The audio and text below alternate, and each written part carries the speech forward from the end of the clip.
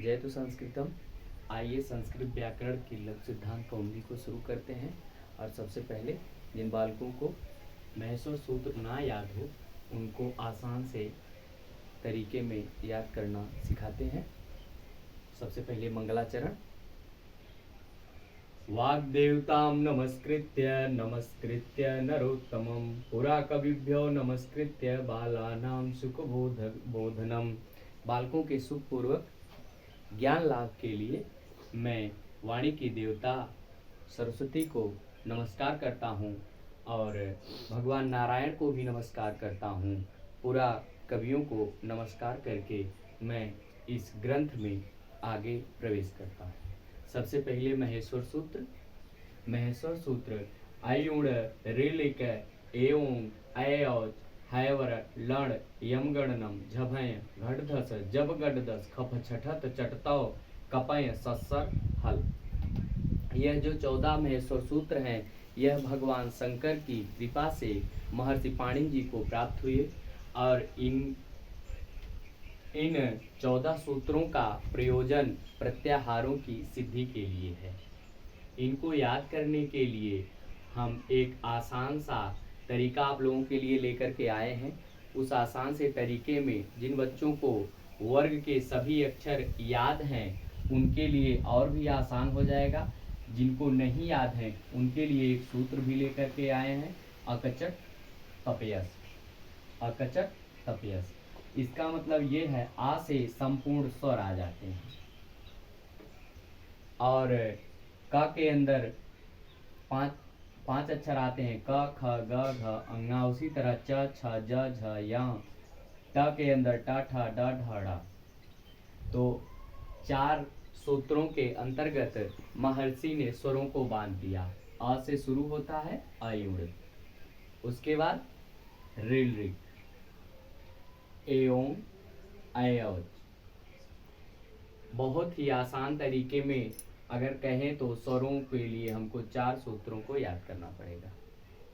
हैवरट और लण यथावत ही हमको याद करना चाहिए।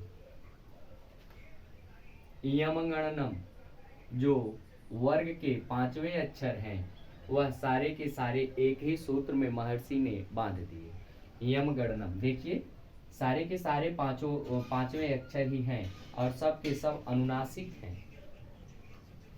झभय झ और भ ये 2 शब्द वर्ग के चौथे अक्षर हैं।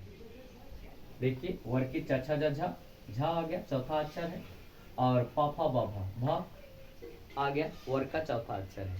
तो इसको महर्षि ने वर्ग के चौथे अक्षर को लेकर के झभय 8वां सूत्र लिखा और घटधस यह 9वां सूत्र भी वर्ग के चौथे अक्षर को ही लेकर के बनाया गया। फिर आ जाता है 10वां सूत्र जब गडदस। जब गडदस यह वर्ग के तीसरे अक्षर, सब के सब तीसरे अक्षर है। देखिए ज ब ग ड और द ये सब वर्ग के तीसरे अक्षर हैं, उन्हीं में इनका परिग्रहण हुआ है। और खफ छठत चटतौ यह 2 वर्गों को मिला करके एक 11वां सूत्र है। इसमें ख फ छ ठ थ ये वर्ग के दूसरे अक्षर और च ट त ये वर्ग के प्रथम अक्षर हैं। कपय यह भी वर्ग के प्रथम अक्षर में ही आता है और स स सर हल यह हमको यथावत ही याद कर लेना चाहिए।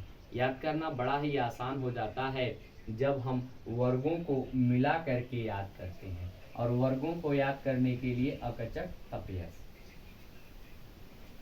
एसाम अंत्या इतः इन 14 सूत्रों के अंतिम वर्ण इत संज्ञक होते हैं।